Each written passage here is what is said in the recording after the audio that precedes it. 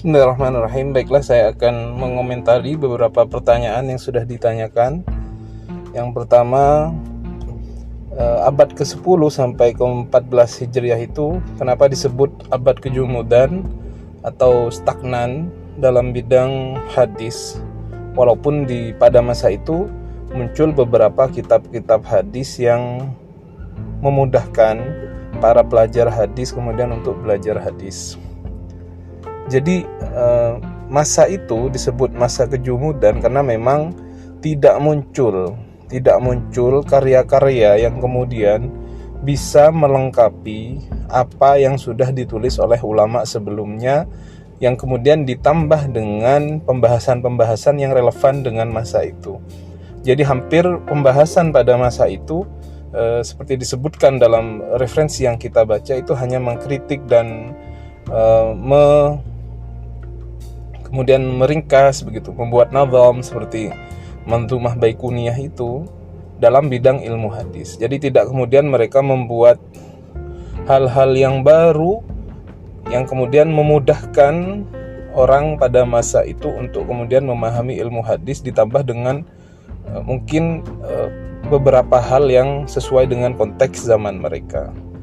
Baru kemudian ketika umat Islam dijajah oleh negara-negara barat, munculnya kolonialisme oleh orang-orang barat, dan muncul waktu itu juga kemudian muncul orientalisme, yaitu orang barat yang mempelajari Islam tetapi dengan tujuan untuk menghancurkan Islam dan memberikan penilaian-penilaian baru terhadap ajaran-ajaran agama Islam. Jadi mereka kemudian berusaha untuk memberikan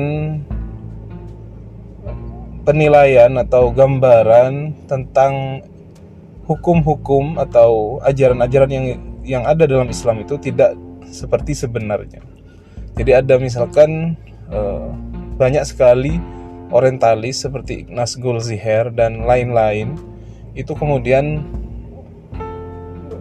menyaksikan kevalidan daripada hadis-hadis Nabi Muhammad SAW, termasuk misalkan mereka menyaksikan adanya kemudian hadis itu benar-benar diucapkan oleh Rasulullah, dan mereka menganggap hadis itu hanya buatan para sahabat.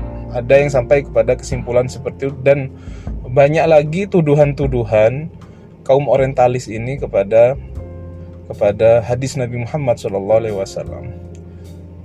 Jadi banyak sekali firqah-firqah kemudian dalam Islam, maksudnya beberapa firqah yang kemudian menolak ajaran sunnah Nabi ini. Jadi ada namanya kaum ingkarus sunnah. Mereka mengingkari hadis Nabi Muhammad SAW sebagai sumber hukum yang kedua.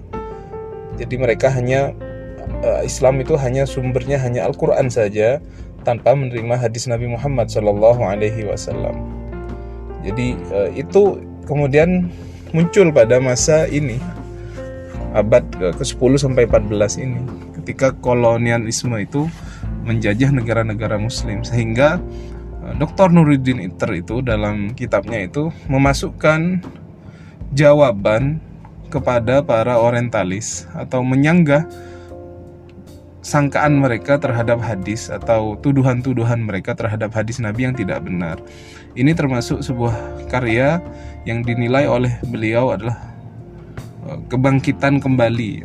Walaupun yang beliau sebut dalam bukunya itu banyak sekali daripada pengarang-pengarang kontemporer yang lain, seperti pengarang dari buku Al-Hadis wal Muhadditsun dan lain-lain ya. Misalkan ada buku As-Sunnah Qabla Tadwin dan lain-lain yang ditulis oleh para doktor yang ada di Timur Tengah.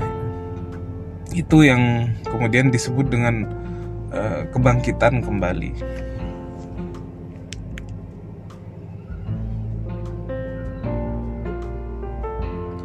Memang kemudian pertanyaan kedua, apakah berbeda pembukuan dan pemeliharaan? Pemeliharaan itu lebih umum ya, karena pemeliharaan itu bisa saja dipelihara melalui hafalan, sedangkan pembukuan ini adalah kodifikasi atau penulisan hadis yang pertama. Seperti yang kita ketahui, kodifikasi hadis itu sudah dimulai sejak secara tidak perintah atau perintah dari khalifah ya.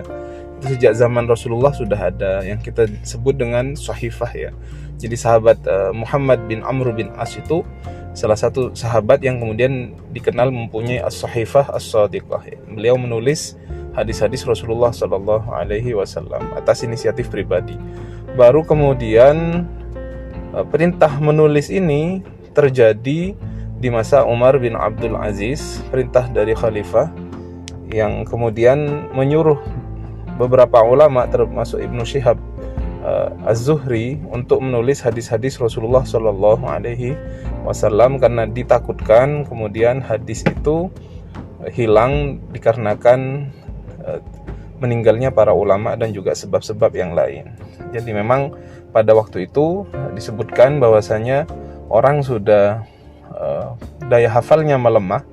Kemudian yang nomor 2, sanad hadis semakin bercabang, sehingga perlu kiranya bahwasanya hadis-hadis Nabi itu untuk kemudian ditulis.